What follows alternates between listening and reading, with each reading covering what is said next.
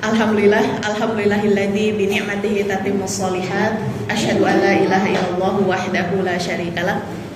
Wa asyhadu anna Muhammadan abduhu wa rasuluhu alladzi la nabiyya ba'dah. Amma ba'du. Alhamdulillah ibu-ibu rahimakumullah, dina dinten ieu dinten Jumat kaping sabaraha sofar ya?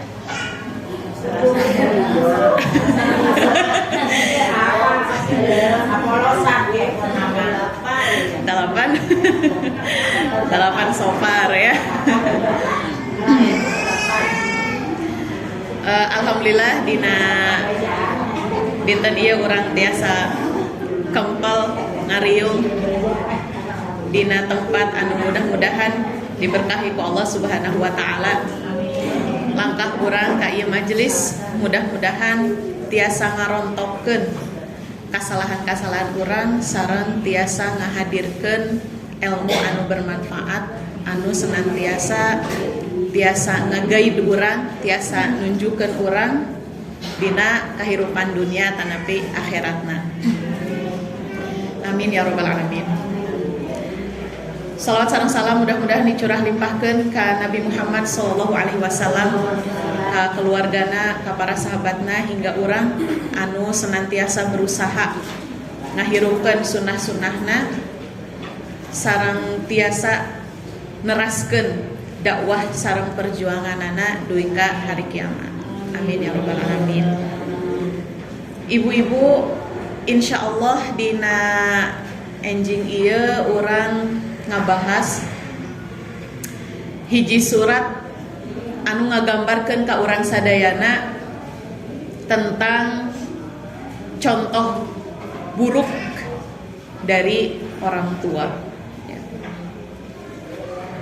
Surat nama tos pada hafal dan menjadi surat favorit pami diaos dina salat. Nah berarti surat pondok. Nah ieu surat panjang mah moal janten favorit. Aya ibu anu salat subuhna maosna ieu, maosna Al-Baqarah. Ya. Nah, urang tebak-tebakan heula we nya, tebak-tebakan heula. Surat ieu aya di halaman terakhir dina Al-Qur'an. Anas. Di halaman terakhir naon wae Bu? Cobi. Anas, Al-Falaq, Al-Ikhlas, Tabat, ya Al-Lahab, sareng An-Nasr. Tanya. Iya idola hungkul eta mah surat idola hungkul ya. Tapi apakah ketika membaca itu kita bisa menghayati dan bisa memvisualisasikan atau napi menggambarkan isi surat tersebut? Misalnya kan ari komo misalnya surat An-Nas mah bari ngalamun oge beres ya. Surat-surat pendek mah bari ngalamun oge beres gitu. Ya. Oke. Ya. Yang akan kita bahas adalah surat Al-Lahab. Ya, surat Al-Lahab. Seberapa sering ibu baca surat Al-Lahab di dalam salat? Sering banget ya. Bahkan mungkin 5 anana aya. Di setiap rakaat ada. Oke. Ibu-ibu rahimakumullah ya. Ada seorang selebritis yang sedang digandrungi oleh kaum muda yang kata-katanya ini berbahaya. Sudah mengandung liberal. Dia orang Islam, tapi duka Islamna Islam hakiki atau Islam KTP ya. Kalau seorang selebritis ya, biasanya kata-katanya menjadi acuan, menjadi diikuti oleh orang banyak. Namina oge kan public figure ya, publik gitu kan, masyarakat gitu. Dia mengatakan bahwa Al-Quran ini tidak relevan dengan kehidupan modern. Al-Quran ini tidak sesuai dengan kehidupan modern saat ini. Karena Al-Quran itu turun 1400 tahun yang lalu. Padahal ibu-ibu ya, dulu saya bercerita sedikit pengalaman. Abi nuju kuliah. Abi kuliahnya jurusan tafsir. Di tahun pertama ujian teh pami ujian di kampus teh soalna teh tara seueur gitu. Soalna teh paling seueur oge 5 soal.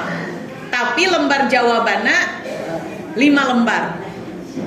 Ya. Esai. Iya. Taya PG. Ya. Tapi langki oge nu 5. Pami teu 2, 3, ya. Nu 4 oge langki. Di tahun pertama namanya mahasiswa baru, belum tahu ya teknis menjawab teh kedah kumaha ai jurusan tafsir mah. Ya ngajawab teh pamil sebutkan ya sebutkan, jelaskan sedikit. Sebutkan, jelaskan sedikit. Nah, poin-poinnya menjelaskan sedikit. Ya. Tapi ternyata pas turun nilai mung B nilainya teh. Nah, perasaan asa ngajawab teh asa leres sadayana gitunya. Asa pertanyaan teh asa kajawab sadayana. Ya, tidak ada poin yang terlewat.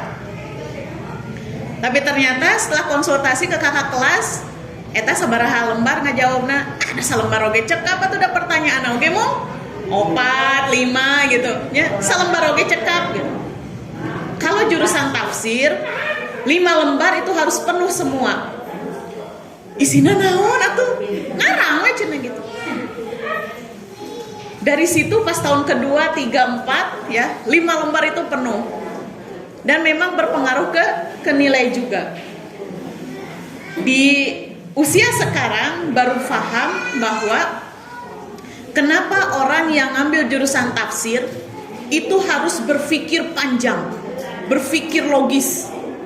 Karena ternyata Al-Quran itu satu ayat bisa diambil dari angle manapun, ya. Maksudnya kan si gari fotonya tinu angle ieu mah kieu geuningannya abi teh asa katingali buleut gitu kan ya. Tinu angle ieu mah abi teh asa rada-rada ramping gitu nya. Tina angle ieu mah teu katingali ieu. Nah, begitupun Al-Qur'an. Ya, perspektifnya banyak. Dilihat dari sisi ini, menafsirkannya seperti ini, dilihat dari sisi ini, menafsirkannya seperti ini. Jadi menafsirkan Al-Quran itu tidak tekstual, tidak sesuai cerita teks gitu, tapi kontekstual. Konteksnya seperti apa? Makanya kalau surat Al-Lahab, surat Al-Lahab, kita nyaritakan Abu Lahab, kan begitu paling juga. Ngerasa, paling nyaritakan Abu Lahab sareng istrina. Ya, mau mungkin dugika ngajelaskan dugika sajam setengah misalnya, ya. Itu kalau cara pandang kita sempit. Eta si Abu Lahab geningan paman Nabi anu diancam ya, sudah dijanjikan masuk neraka ya. Maka dari sinilah kita gabungkan, dari sinilah ketika kaum muslimin ya berpandangan atau berasumsi bahwa Al-Quran itu hanya sesuai, hanya cocok, hanya relevan dengan zaman dahulu ya, itu sama saja seperti orang-orang kafir zaman dahulu. Al-Quran mah ngan carita hunggul, ya enggak? Illa asatirul awwalin, hanya dongeng-dongeng saja ya. Jadi kalau orang Islam memahami misalnya surat Anas tentang naon surat Anas, surat Anas mah eta nu Nabi kasihir teh gini, hati-hati Bu ya. Hati-hati kita, pola kita ya itu seperti orang-orang kafir dahulu yang menganggap bahwa Al-Quran itu hanya sekedar cerita saja. Coba surat Al-Lahab untuk kita, untuk kehidupan kita relevan tidak? Sesuai nggak surat Al-Lahab dengan kehidupan kita? Da asa moal aya nu siga Abu Lahab makan gitu paling oge. Leres teh? Abi mah da asa siga moal aya nu siga Abu Lahab gitu. Da anu diancamna oge Abu Lahab. Tapi apakah surat Al-Lahab itu hanya untuk Abu Lahab?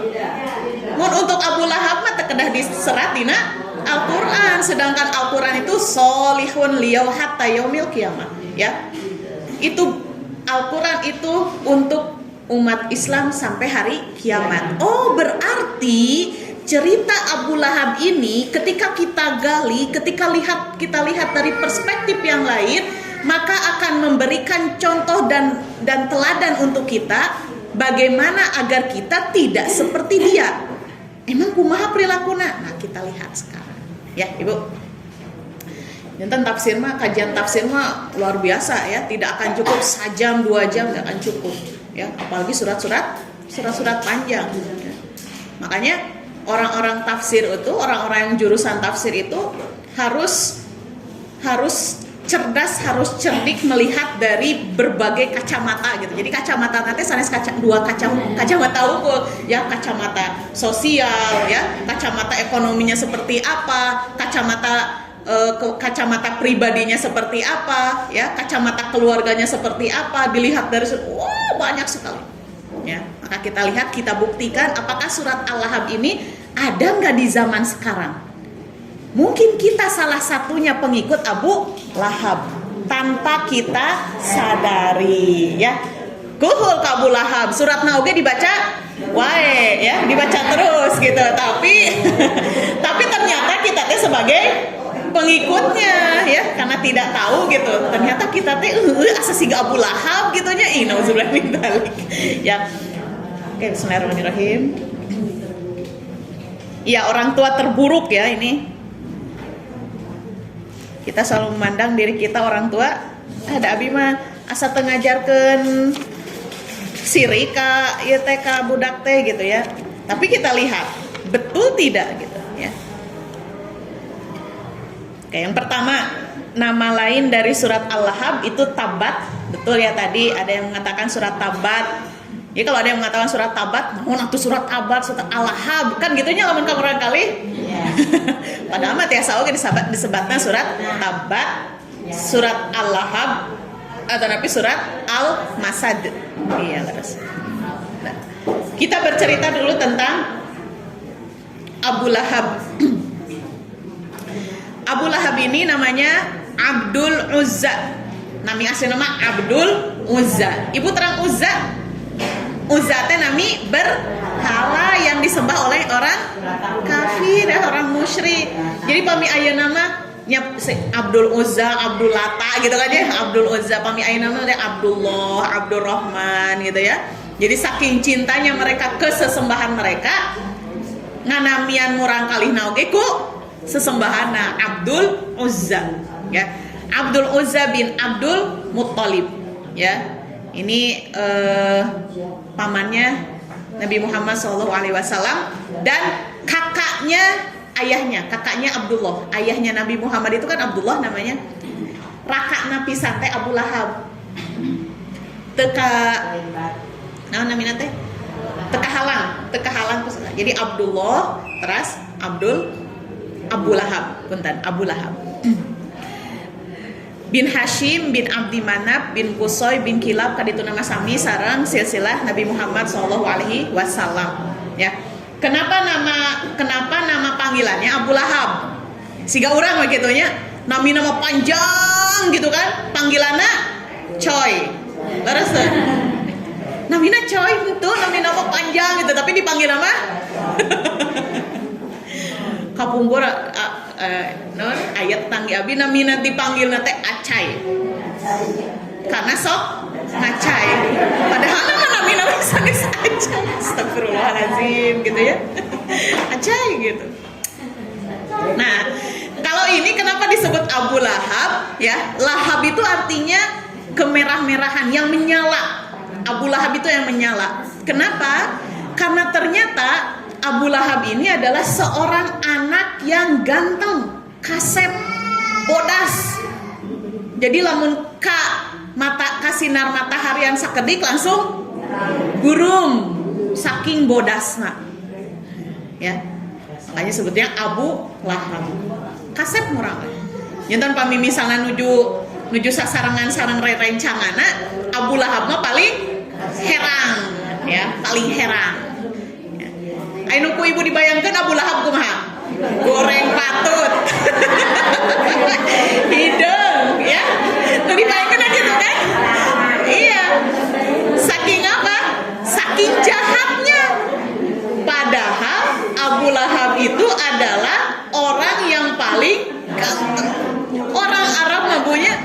anu kantos umroh manginten. Orang Arab mah nu biasa wae kasep, komono kasep gitu. Komonya dipanggilnya Abu Lahab gitu ya. Ayah yang kemerah-merahan, maksudnya saking kasep. Nah, ya, oke. Abu Lahab ini awalnya Ibu ya, awalnya adalah paman yang sangat sayang kepada Muhammad Sallallahu Alaihi Wasallam. Ya. Awalnya palingnya kenapa? Ya, karena Muhammad ini menjadi pengganti ayahnya. Raina teh kan tos ngantunkeun nya pisan. Abu Lahab teh ka Abdullah teh nya pisan. Jadi ketika meninggal sedihnya luar biasa. Sehingga ketika Nabi Muhammad SAW lahir, Abu Lahab lah yang paling sibuk menyiapkan segala sesuatunya. Awal nama gitu. Ya.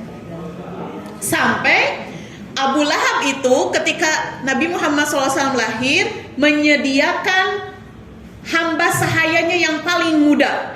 Untuk apa? Untuk menyusui Muhammad. Karunya budak, ya, bapaan. Terus ku abi pasian ieu hamba sahaya nu bakal ngurus segala sesuatuna nu paling muda. Supaya apa? Supaya cekatan. Namina saha? Suwaibah. Janten sataacan ka Halimatus Sa'diyah teh ku Suwaibah heula. Eta teh hamba sahaya saha? Abu Lahab. Sakingnya ahna. Dugika dua anaknya Abu Lahab yang bernama Utbah dan Utaibah itu dinikahkan dua-duanya dengan anaknya Nabi Muhammad SAW. Karena apa? Saking ingin lebih dekatnya kekerabatan dengan Nabi Muhammad SAW, hoyong ngajaga istilah nama, ngajaga tepika anak incuna, ya, maka dinikahkanlah dengan kedua anaknya, Utbah dengan Ruqayyah, Utaibah dengan Ummu Kulsum. Dugi kabebesanan, istilah nama, dugi kabebesanan. Ya. Akan tetapi, ya, ketika datang wahyu kepada Nabi Muhammad SAW, kebencian itu mulai muncul, ya, mulai membesar, mulai dibakar jiwanya dengan kebencian yang luar biasa kepada Nabi Muhammad SAW. Dugika dipiwarang cerai, ya. Bayang ratu ibu tas rumah tangganya nuju bogoh-bogohna gitunya. Karena tidak seakidah, ya, disuruh cerai. Karena Utbah dan Utaibah tidak masuk Islam, tidak mau masuk Islam. Ya, oke. Jadi Abu Lahab ini luar biasa pegangannya, ya, pegangannya sangat kuat terhadap sembahan-sembahan yang dibawa oleh nenek moyang mereka. Ini yang menjadi pertanyaan saya. Ya. Karena banyak sekali ayat-ayat Al-Quran yang menjelaskan kenapa orang-orang musyrik pada zaman dahulu sulit untuk meninggalkan sesembahana. Kan wa idza qila lahum ittabi'u ma anzalallahu qalu bal nattabi'u ma wajadna 'alaihi aba'ana. Ketika mereka diajak untuk menyembah Allah, apa jawaban mereka? Kami tidak akan menyembah Tuhan selain Tuhan yang diajarkan oleh nenek moyang kami. Ini kan luar biasa, ya. Nah ini yang harus kita pelajari di sininya. Kenapanya? Kenapa orang-orang kafir itu berpegang kuat pada agama mereka? Ya. Kalau sekarang kan, kalau yang ikut pengajian Ustadz JJ ya di Masjid Agung, saya ikut setengah jam terakhir karena terlambat. Banyak sekali orang-orang Islam, ya, yang ujung-ujungnya adalah ateis, tidak mengakui adanya Tuhan. Apalagi banyak kaum muslimin yang buta huruf Al-Quran maksudnya, ya, tidak bisa baca Al-Quran. Jadi bagaimana nantinya misalnya ketika mereka dihadapkan pada masalah, gitu kan? Pasti mereka akan meninggalkan Tuhannya. Kita lihat yang sebaliknya, para sahabat Nabi Muhammad SAW pun, ya, mereka sangat berpegang teguh kepada agama tauhid. Siksaan, berbagai macam siksaan apapun, intimidasi apapun, tidak menggoyahkan keimanan mereka. Tetap ahad, ahad, ahad. Kok bisa gitu? Ya. Kenapa bisa seperti itu? Aina kan orang kami misalnya dihadapkan pada masalah yang sangat besar, yang sangat berat, ujung-ujungnya, ya Allah, naon maksudnya ya? Ya Allah, di mana engkau saat aku sedang seperti ini? Kan begitu, ya? Aina makan tegaduh artos, oke? Lompatnya ke mana tegaduh artos? Tegaduh artos, ibu lompatnya ke mana? Dabi mah tacan pernah tegaduh artos, masya Allah. Alhamdulillah, atau kayak gitu mahnya. Kan sekarang orang-orang ketika terhimpit ekonomi, ya, larinya kemana? Ke pinjol, ya, rentenir, ke bank masa sahnya ibunya. Ayo nama ka pinjolnya seserna. Etate nembe dihimpit ku ekonomi. Lari sanes ka Allah tapi ka manusia. Kobo misalnya lamun disiksa, ya, diambil hartanya, keluarganya, semua yang dia punya diambil oleh Allah misalnya, ya. Apakah dia masih beribadah kepada Allah? Ini yang perlu kita bahas, ya. Ya, Dek. Mau apa? Mau minum?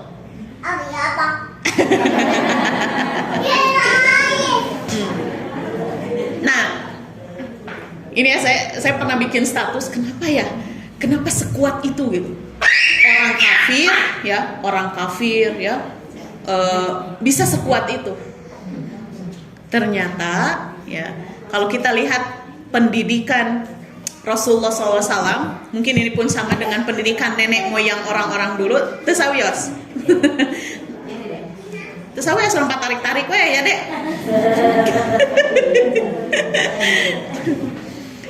Nanti beliau akan jadi pembicara, ya, udah berani ke depan. Karena banyak anak-anak kan orang kapayun kayak malu, iya mah tadi piwarang oke, kapayun ya. Bias. Nah, ini yang menjadi titiknya ya Bu ya. Ternyata nenek moyang orang-orang zaman dahulu, ya, mereka menanamkan keimanan yang luar biasa kepada anak-anaknya. Meskipun keimanannya melenceng, misalnya ya gitu. Meskipun keimanannya melenceng. Ya. Jadi apa-apa itu Tuhan.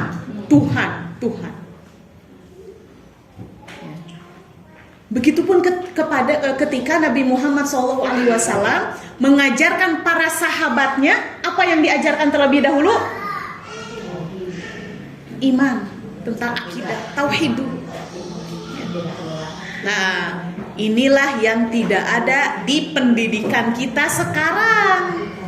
Pendidikan kita mah kumaha sangkan budak teh engke jadi PNS, loba duitna, hidup nyaman. Betul tidak? Sehingga ketika itu tidak tercapai, mereka stres. Ya, lebih jauh dari agama. Ada masalah tidak kembali ke Allah. Maka ini penting nih Bu ya. Di usia-usia awal, di usia 0 sampai 6 tahun, yang harus ditanamkan kepada anak itu adalah Allah. Ma'rifatullah, mengenal Allah. Ya, kumaha carana budak 0 sampai genep tahun mada ololeho keneh istilah nama gitu ya. Apakah mereka sudah mengenal Allah? Anak 0 tahun sudah mengenal Allah? Belum kalau tidak dikenalkan. Ngenalinnya gimana? 0 tahun ya, baru borojol bun ya. Baru borojol nih. Udah tahu belum kira-kira? Udah tahu Allah belum? Kan kadang gini ya, aya istilah ya. Karunya budak kene cenanya. Karunya leutik kene. Ulah sok diajarkeun nu hese-hese. Ya komo misalnya Allah ya. Misalnya gitu ya. Ibu-ibu ingat tidak? Ada ayat Al-Quran yang menjelaskan kepada kita bahwa anak di usia 4 bulan ya, itu sudah bisa bersaksi, sudah bisa meyakini bahwa ya Engkaulah Tuhan kami, ya. Alastu birabbikum yang di surat Al-A'raf itu ya, nanti ibu-ibu cari ya di surat Al-A'raf. Alastu birabbikum, bukankah saya ini Tuhan kalian? Apa jawabnya? Bala syahidna kan, duka teterang, sadis gitu kan? Sadis duka teterang, bala syahidna, ya, Engkau adalah Tuhan kami. Berarti tas kenal tak Can? Sudah kenal. Allah sudah memperkenalkan dirinya kepada janin dalam kandungan. Cobi ibu-ibu nuju hamil, ibu-ibu pernah ngaibakan janin di patuangan? Henteu. Ngahuapan? Nyebokan? Terus naon ibu nuju hamil? Ya? Ngagendong hungkul ya, ya. Kita kan tidak berbuat apa-apa ya ibu ya. Ke janin yang kita kandung tidak berbuat apa-apa kan leres teu? Mamun anu dituang ku orang kan diprosesna ku tubuh ya. Allah yang mengurusnya, semuanya Allah yang mengurusnya ya. Yang menjadikannya mata nu ieu jadi ieu nu ieu jadi urang mah teu terangna naon. Ya, teu terangna naon. Siapa yang mengurus? Allah. Maka pada saat usia 4 bulan Allah mengenalkan dirinya. Akulah Tuhanmu, akulah yang akan mengurusmu, akulah yang akan memberikan rizki padamu, akulah yang akan menjagamu, akulah yang akan mengajarkanmu, akulah mengenalkan, dikenalkan. Anak-anak sudah kenal, di janin pun sudah kenal. Sehingga kenapa ketika lahir anak itu menangis? Karena dia sedih berpisah dengan Allah. Terus nanti saya siapa yang ngurus istilahnya gitu. Ya. Abi saha nu ngurus atuh? Kan selama ini yang bayi tahu yang mengurus dia siapa? Allah, bukan ibunya loh ya. Bukan ibunya, bukan ayahnya. Yang mengenalkan ibu ayahnya kan kita sendiri. Ini mama, kan begitu kan? Ini ayah gitu kan? Jadi janin itu sudah tahu bahwa yang mengurus dia selama dia di kandungan itu Allah. Jadi itu sudah tahu. Ketika borojo teh udah tahu Allah teh. Cuman kenapa ya? Semakin kesini anak semakin jauh dari Allah. Anak semakin tidak mau taat kepada Allah karena tidak dikenalkan lagi, tidak dikuatkan. Ya, tidak dikuatkan. Jadi hilang we kahilapkeun we Allah teh. Begitu. Maka 0 sampai 6 tahun ini ya, kita harus mengenalkan Allah. Siapa Allah itu? Ya, bercerita. Jangan berpikir bahwa ieu teh budak teh ngartieun moalnya dicaritakeun Allah teh gitu. Ya, justru dia akan lebih mengenal ternyata Allah itu bukan hanya yang ngurus saya ketika di kandungan ibu saya. Ternyata Allah teh yang menciptakan langit, bumi, semuanya, yang ini. Berarti Allah itu maha besar ya. Allah itu maha baik ya. Nah, begitu. Ya. Makanya usia 0 sampai 6 tahun itu ya harus sering-sering dibacakan buku tentang Allah, tentang mengenal Allah ya. Misalnya apalagi misalnya kalau udah usia 3 tahun 4 tahun lah ke sana ya Bu ya, misalnya Dek ini ada titipan dari Allah, misalnya mainan, kan anak-anak suka mainan, betul tidak? Dek ini ada titipan dari Allah, apa Bu misalnya, ini mainan gitu ya, ini mainan ini dari Allah, gimana cara ngasihinnya? Iya Allah nitipin uang ke ibu, suruh beli mainan buat Dede. Iya Allah baik, nah Allah baik ya. Kahartos ibu ya? Kahartos. Jadi kalau usia 0 sampai 6 tahunnya sudah kuat kenal ke Allahnya, hal kecil pun akan minta ke Allah, ya. Hal kecil pun akan minta ke Allah. Ya. Ibu-ibu menggambarkan surga gimana ke anak-anak? Surga itu, nah anak-anak, surga itu adalah tempat yang di bawahnya itu ada sungai-sungai, gitu. Seperti Al-Quran ya. Kemarin ibu saya waktu baru karena perkuliahan baru masuk gitu ya. Ternyata di Jazirah Arab itu tidak ada sungai. Di Jazirah Arab itu tidak ada sungai. Dari situ saya bilang, oh pantesan gitunya.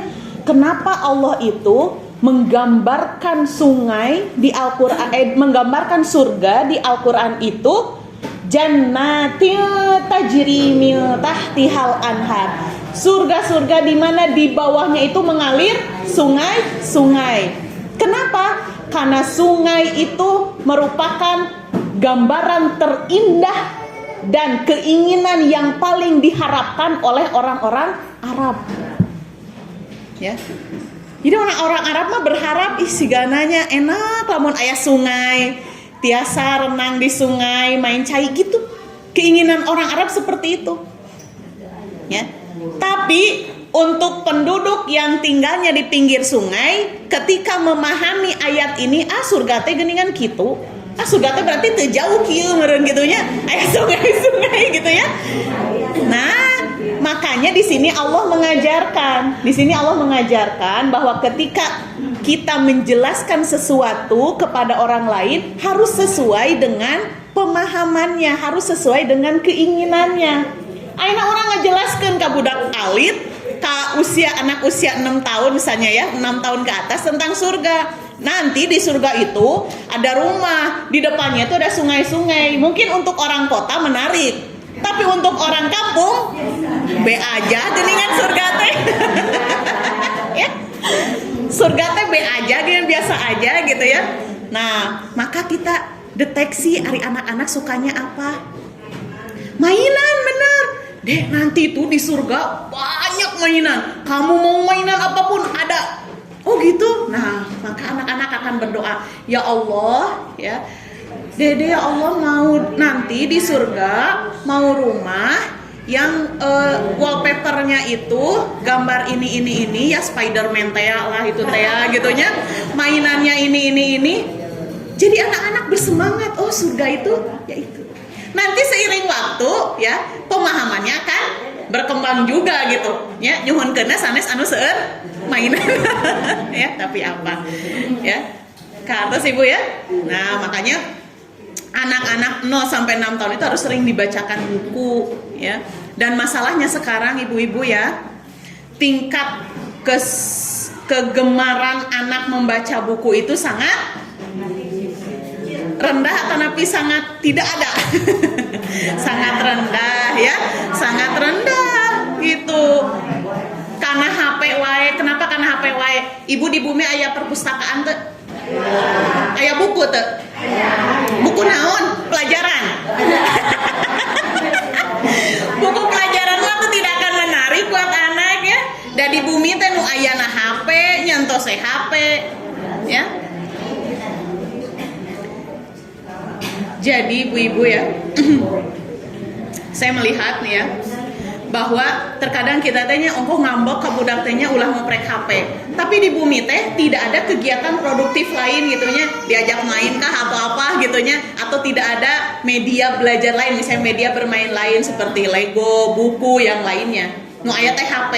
Tapi urang nyarang budak main HP. Saya sampai menyimpulkan ya ibu ya.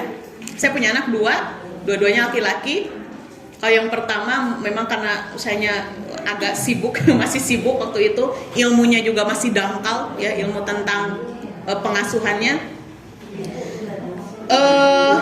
Buku ada ya, tapi jarang dibacakan buku. Kenapa? Karena kita pulang kerja capek ya, istirahat, udah teka cepeng ya.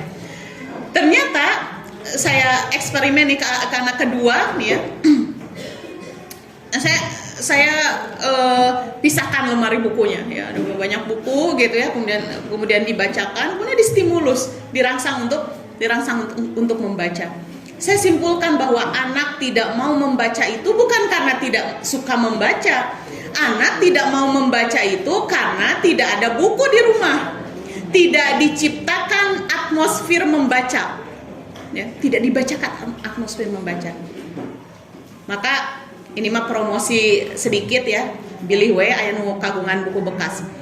Jadi saya putuskan untuk kayaknya karena di rumah ada ma'had, kayaknya di ma'had ini kalau ada taman baca, ya, ini anak-anak pasti kesini gitu, pasti baca buku. Ya. Jadi waktu itu sambil menunggu buka saum tasu'a, anak-anak disuruh baca buku, karena memang bukunya banyak dan mereka baca. Dugi kamu rangkali pameget anu tos kelas 5, kelas genep kayaknya yang mereka itu anak-anak yang jarang baca buku itu teh ngarariung, nah ieu resep gitu ninggalin teh. Ya. Maka mudah-mudahan di sini pun ada taman baca ya yang bisa memfasilitasi anak-anak untuk membaca gitu, ya. Jadi abdi aya tahfidz maghrib, jadi kalau ada SPP sisa jadi ada sisa dari SPP saya belikan buku. Jadi nuju nabung buku heula. Supaya nanti kalau jumlahnya sudah banyak baru launching taman baca, ya. Karena itu ari murang kali abi mah aya media bacana, ai tatanggi eta teh da sanes alim maca buku mun teu aya bukuna gitu. Padahal karunya ya itu teh anak-anak generasi yang nanti itu mereka akan jadi pimpinan gitu istilahnya mah, ya, gitu. Jadi dari buku inilah sekarang ibu banyak ya buku-buku tentang surga neraka ya berupa komik. Jadi anak-anak takut ya neraka, takut ya ini. Mereka melihat sendiri, mereka membaca sendiri, mencari pengalaman sendiri, begitu ya. Jadi pendidikan keimanan yang kuat dari dini ya, itulah yang akan membuat mereka terus memegang agama mereka sampai kapanpun, bagaimanapun kondisi mereka akan tetap survive dalam hidup ya, berpegang teguh kepada agama. Itulah yang diajarkan oleh nenek moyang dulu gitu ya, orang-orang kafir. Kenapa ketika diajak diajak bertauhid ya, menyembah Allah, mereka menolak. Kenapa? Doktrinnya terlalu kuat ya, doktrin keagamaannya terlalu kuat kepada anak-anaknya ya. Maka Rasulullah SAW pun ya, yang pertama kali dibenahi adalah apanya? Keimanannya ya. Sebelum disuruh sholat, sebelum disuruh saum, naon heula nu dikuatkeun? Keimanannya dulu ya, imannya dulu. Karena Rasulullah melihat, ini doktrin ti nenek moyangna kuat pisan.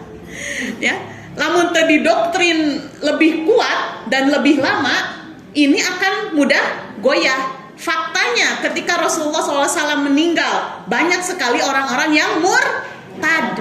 Ya enggak? Beres kan? Nah itu. Padahal di bawah bimbingan Nabi Muhammad. Tapi ketika Nabi Muhammad tidak ada, goyah. Nah begitupun kita ibu, ya mungkin anak-anak bisa terjaga karena masih ada kita.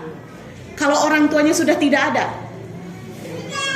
ya, kalau orang tuanya sudah tidak ada yang mengingatkan, ya, maka dia mungkin akan goyah kembali, ya, kembali.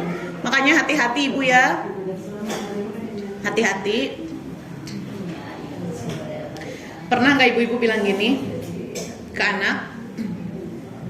Yuhnya, mamah teh neangan duit, capek, itu keur maneh.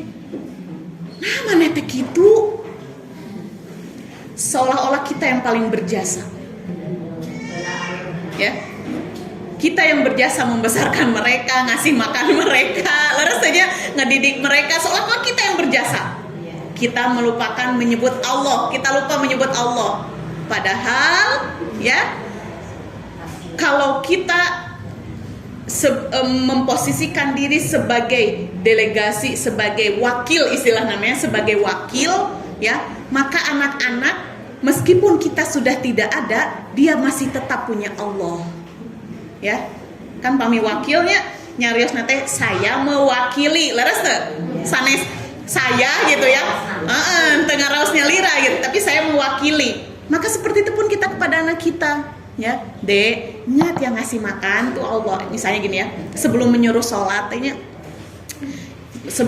tahapan sebelum menyuruh sholat itu kita mengenalkan Allah dulu. Dan kenapa kita harus sholat, deh? Kenapa kita harus sholat? Soalnya Allah tuh ngasih kita makan, ya, ngasih kita udara, ngasih kita ini, ngasih kita, disebabkan ibu hiji-hiji ini ngasih ini baju dari siapa? Dari Allah. Ini semua dari Allah, ya, semua dari Allah. Apa-apa yang kamu inginkan, minta ke Allah, ya. Maka, ya, sedari kecil ketika dia mau sesuatu tidak merengek ke orang tuanya, mah mau ini mah enggak, tapi dia langsung berdoa ke Allah, ya Allah, ya, Dede mau ini ya Allah, kabulkan doa Dede, kan begitu. Dede mau sesuatu, iya mau, ya sholat dulu, nanti kan udah sholat bisa berdoa, oh iya, dia seneng. Jadi ada tujuan sholat itu apa? Supaya saya bisa meminta ke Allah. Gitu. Jadi sholatnya itu sholat nu hampa teh gini sholat hampa nu sekedar rutinitas, tidak. Ini bukan menyombongkan, ini hanya sharing saja gitu ya. Saya pernah ibu sholat sama anak saya laki-laki, imamnya masih saya karena ayahnya sering di luar gitu, jadi sholatnya sama saya. Biasanya saya kalau sholat isya pada saat itu, biasanya sujud terakhir itu suka agak lama gitu ya. Cuman dia requestnya gini, pas mau sholat itu kan sudah sangat ngantuk dengan aktivitas yang padat pada hari itu, Bu cepet ya sholatnya gitu. Oke siap, saya tuh ya. Terus biasanya saya sujud terakhir itu sujudnya agak lama, ya mada, aduh karunya budak bisi ieu gitunya bisi bisi ngambek gitu kan ya. Oke, saya cuman baca bacaan yang biasa aja, kemudian Allah Akbar. Tapi dia kok sujudnya lama gitunya, kok abis di toel udah bisa kaboboan gitunya, abis di toel gitu.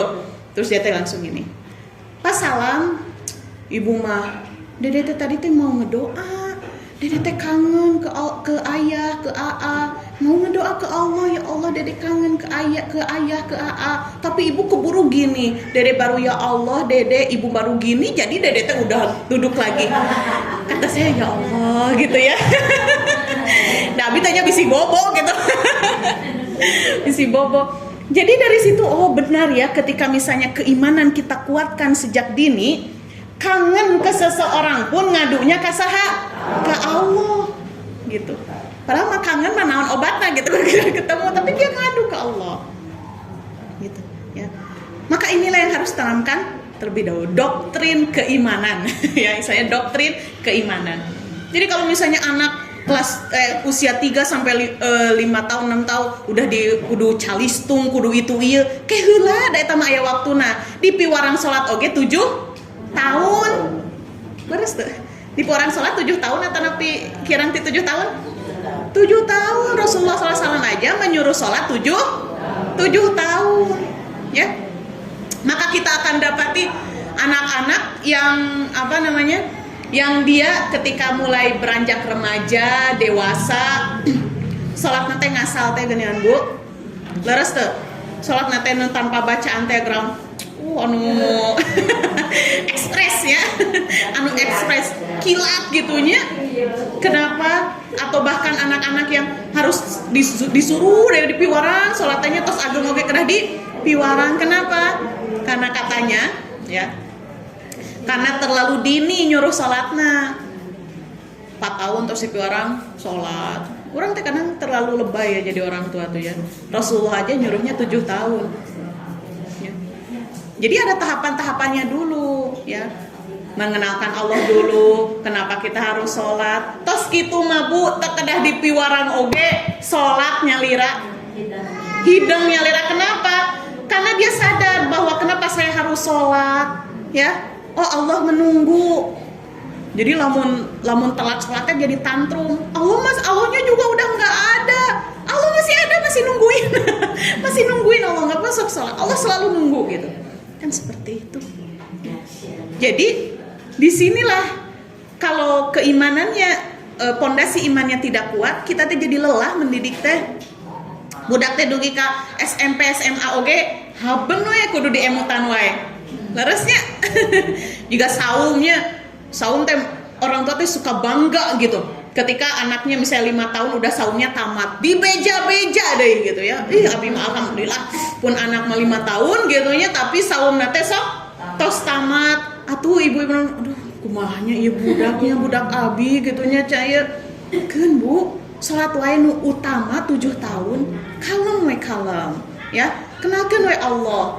Makanya kalau anak-anak usia 0 sampai 6 tahun teh mainnya teh jangan ke mall. Among nate ka mana? Ka gunung, ka pantai, ka sawah, ya. Saningali, nah ini teh ciptaan Allah gitu ya. Ini teh yang menumbuhkan teh Allah. Ini teh semakin dia sering mendengar Allah gitu ya. Maksudnya kan dia selama dalam kandungan dijaga oleh Allah gitu kan. Maka kerinduannya itu terobati gitu istilahnya Maya. Saya tidak kehilangan Allah ternyata. Maka kan ketika di dalam kandungan mah rububiyah ya Ibu ya. Rububiyah itu apa? Tauhid rububiyahnya kan alastu bi robbi. Robbi itu mengurus ya, rububiyah mengurus. Nah, ketika sudah brojol munculkanlah tauhid uluhiyahnya. Dan tauhid rububiyah nama atos sudah ditumbuhkan kantun tauhid uluhiyahnya. Bagaimana kita menyembah Allah. Oke. Terus tabu satu ya, ini baru satu ayat loh Bu. Acanya saya toge. Kumaha tuh? Padahal ini ceritanya luar biasa loh. Surat Al-Ahzab itu ceritanya. Oke lah masuk. Oke, siap. Langsung. Tabbat yada abi lahabi wa tab. Ya. Celakalah, namun kita menerjemahkan gitu ya. Celakalah kedua tangan Abu Lahab dan benar-benar celaka ia. Ya, jadi di sini tabat itu artinya kebinasaan, kerugian, ya. Itu celaka berarti memang kecelakaan, ya. Kedua tangan Abu Lahab dan benar-benar celaka ia. Ya. Tabat yang pertama ini ada 2 tabat ya. Tabat yang pertama di depan, tabat yang kedua di ujung ya, di ujung kata ya. Ujung ayat punten. Ini yang pertama itu mengandung apa? Mengandung kecaman atau laknat istilah namanya, laknat. Jadi kalau kaum muslimin membaca surat Tabbat yada abi lahabi wa tab itu ikut melaknat perbuatan Abu Lahab. Di dia misalnya aya 50 jalmi. Ya. Jadi bakal resep maca Tabbat yada teh gitu ya. Karena ikut melaknat Abu Lahab. Nauzubillah ya, dilaknat sampai ke hari kiamat gitu kan ya. Setiap orang baca ini kan itu melaknat. Ya. Yada abi lahabi watab, kedua tangan Abu Lahab dan benar-benar celaka ia. Ya. Ini asbabun nuzulnya, mungkin ibu-ibu juga sudah tahu asbabun nuzulnya itu ketika turun surat wa anzir ashiratakal aqrabin, dan berikanlah peringatan kepada kerabatmu. Ya. Jadi Rasulullah pada saat itu ya diizinkan untuk berdakwah secara terang-terangan. Maka Rasulullah SAW mengumpulkan semua kabilah yang ada di Arab. Ya. Dan karena Rasulullah SAW ini terkenal dengan Al-Amin, ya, beliau adalah orang penting di Jazirah Arab. Sehingga ketika Rasulullah SAW mengundang para kabilah untuk hadir di satu tempat, mereka semua datang. Ya, mereka semua datang. Kepala sukunya semua datang. Ya. Dan kepala suku ini mengajak juga bawahannya. Ya. Bahkan ketika kepala sukunya tidak bisa hadir, ya, dia mewakilkan kepada bawahannya. Saking pentingnya Nabi Muhammad SAW di kehidupan mereka. Dikumpulkanlah gitu kan. Terus kata Rasulullah SAW, wahai manusia, jika aku katakan kepada kalian di belakang gunung itu akan ada pasukan kuda yang siap menyerang kalian, apakah kalian mempercayai kata-kataku? Apa kata orang-orang? Ya, kami percaya, karena tidak pernah kami mendengar satu kata pun dari mulutmu yang berdusta. Tidak pernah kami mendengar dusta keluar dari mulutmu. Bahkan pada saat itu ibu ya, ada kebiasaan, saking dipercayanya Nabi Muhammad SAW, orang-orang Arab itu kalau ingin bepergian jauh, menitipkan hartana ka saha? Ka Nabi Muhammad SAW. Ka keluargana kita percaya. Jadi misalnya di bumi nata ya istrina ya murang kalihna, bapana bade angkat, misalnya bade angkat damel gitu, ya misalnya ke luar negeri. Eta teh harta terpenting, teh harta berharganya tuh dititipkeun ka saha? Ka Nabi Muhammad. Lebih percaya ke Nabi Muhammad daripada ka keluarga gitu ya. Saking Nabi Muhammad SAW itu sangat dipercaya, sangat jujur. Ya, kita lanjutkan.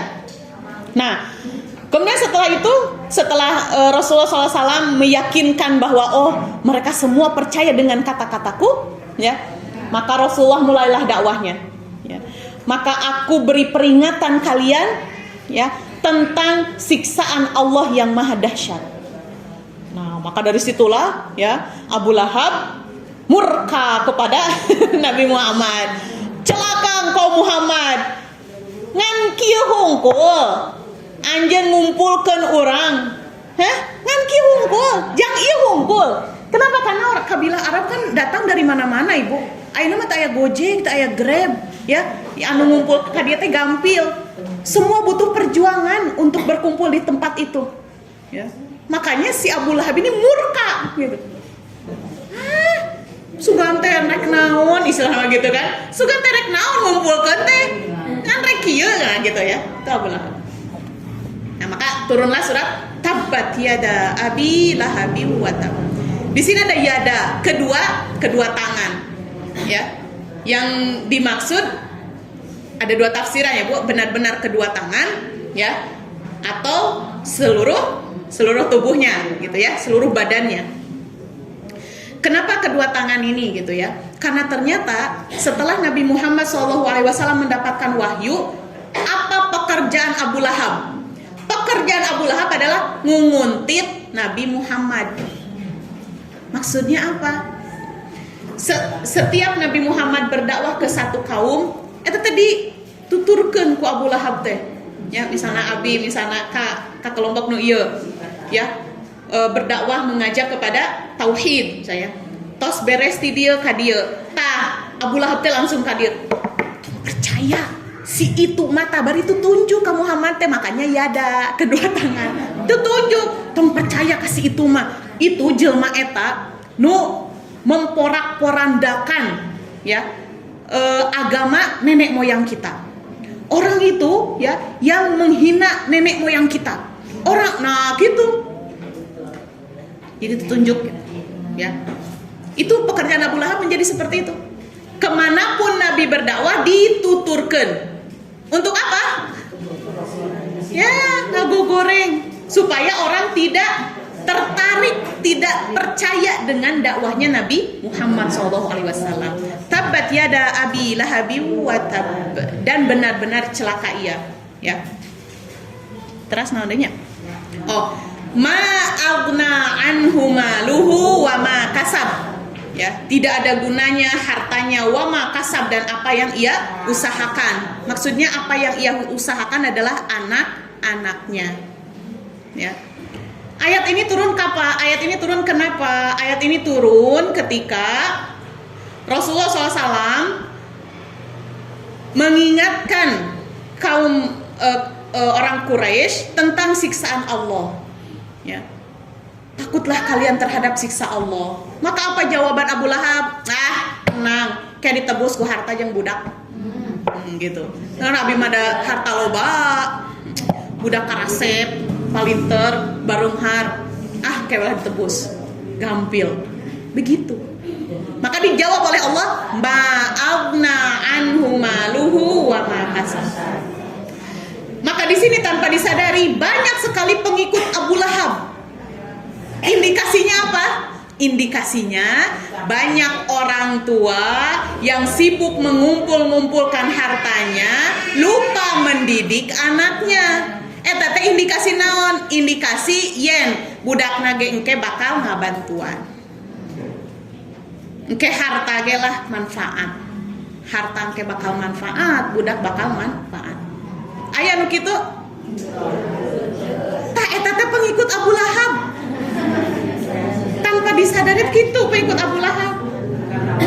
Keun weh kan kieu cenanya wal yakhshal ladina law taraku min khalfihim dzurriyyatan dhi'afa. Ya, hendaklah kalian khawatir meninggalkan anak keturunanmu menjadi generasi yang lemah. Tah abi mah bade ieu we usaha sing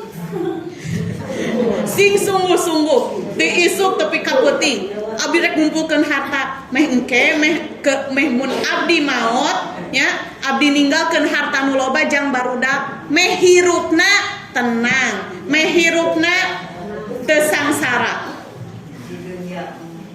Laras gitu seueur nya seueur teh kenapa disadari teh keturunanna nya pengikut Abu Lahab ge kitu ngemutna ya kan abi mah ngumpulkeun harta engke jang nebus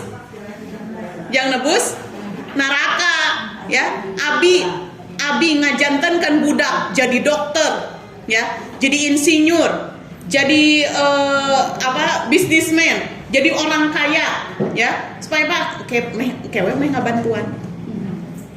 Nah, maka para pengikut ya, orang tua terburuk adalah orang tua yang orientasi hidupnya materialistis, harta.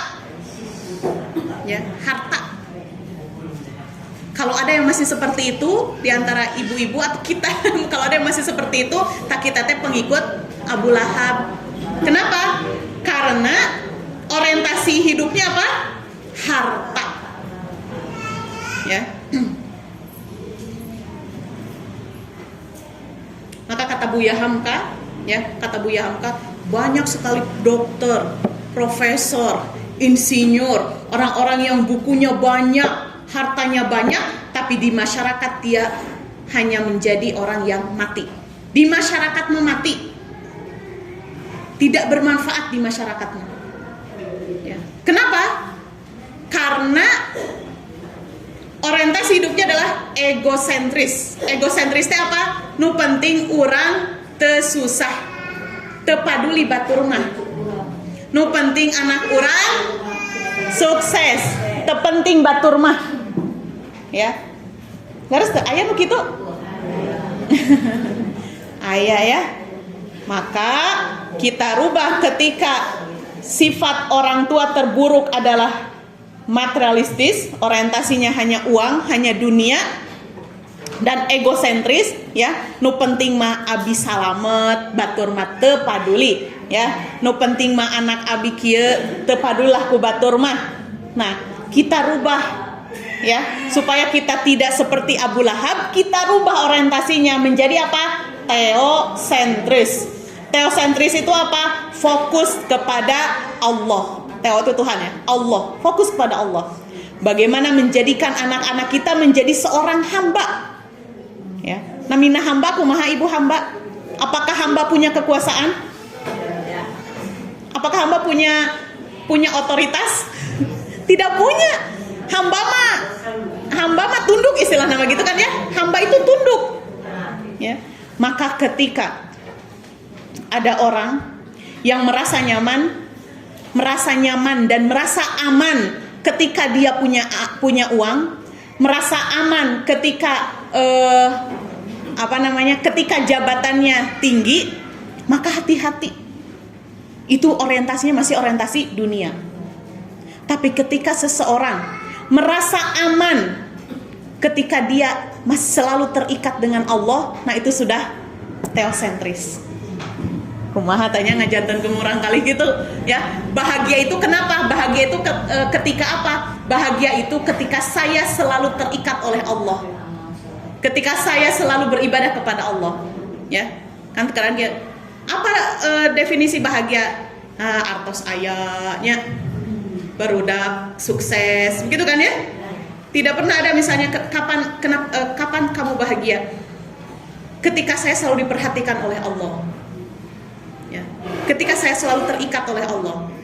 Jadi harus siap Bu, ketika selalu terikat ke Allah tuh harus siap dengan ujiannya, harus dengan itunya. Karena kalau lagi nikmat masuk hilaf ke Allah gitu, ya seperti itu. Atas Ibu ya. Jadi itu ma'agna anhu maluhu wa ma kasab. Ya. Karena begini Bu ya, di ayat tentang waris ya, di ayat tentang waris itu ada ujungnya begini. Ayat waris teh surat apa ya Bu ya? Anisanya nu panjang teh ya. Anisa awal yang panjang ya. Ujungnya gimana? La tadruna ayyuhum aqrabu lakum naf'a. Kalian tidak akan tahu siapa di antara anak-anak kalian itu yang bisa lebih mendatangkan manfaat bagimu ketika kamu sudah meninggal. Nah anu gaduh mobil, nah anu beunghar, nah anu jabatana tinggi, atanapi anu biasa-biasa. Itu terang orang, anu terang. Gitunya. Da jeung budak anu beunghar oge kanu harta warisan mah hayang wae. Leres teu? Hayang wae. Ya. Tapi kalau kita sudah tanamkan ke anak sifat qanaah, merasa cukup, da abi mah cekap ya Allah, ieu mah harta warisan mah keun we gitunya kangge jariah bapa, misalnya begitu kan ya, keun we kangge jariah mama, keun we ieu mah kangge kasayan. Abi mah bade nyodakohkeun we. Ya, setiap harta yang dihasilkan dari orang tua itu abi mah bade disodakohkeun. Mungkin itu teh datang teh dari anak yang miskin utara disebut-sebut. Kan kita mah nya orang tua teh lamun nyebatkeun usaha nu mana? Nu disebatkeun budak nu mana? Beunghar. Nah, nu beunghar, ya. anu miskin sok disebutkeun nah, kahilapkeun, ya. Kata Allah apa? Ini kata Allah loh ya. La tadruna, kalian enggak tahu ayyuhum aqrabu lakum naf'a, saha nu paling mere manfaat. Geus aranjeun maot mah aranjeun teh teu apal budak nu mana? Boh budak nu pang miskina. Nu beuki nu doana kerep pisan gitunya, Allahumma gfirli, dan nu beungharna geus sibuk kok. Usahana ku dirina, nu miskin mah teu sibuk. Nah gitu. Ya. Jadi ayeuna mah teu kedah numpuk-numpuk harta, ya. Gunakan ketika kita punya harta itu, gunakan untuk mendidik anak. Ayeuna mah tuh da SPP 50.000 oge mending nganjuk da kolote atuh. Leres teh. SPP 50.000 teh meni asa berat gitu ya. Padahal mah eta nu bakal jadi panolong urang teh ya. Ma aghnaan maluhu wa makasab atau setengah 11. Masih ada ayat-ayat yang lainnya ya, masih ada beberapa ayat lagi.